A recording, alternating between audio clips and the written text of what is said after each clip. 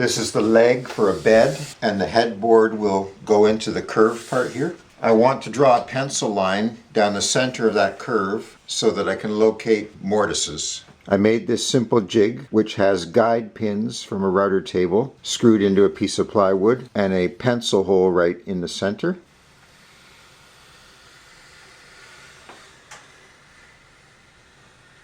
And that gave me a line that is centered all the way along, even though this is curved and tapered. Then I can locate the router template directly over the line.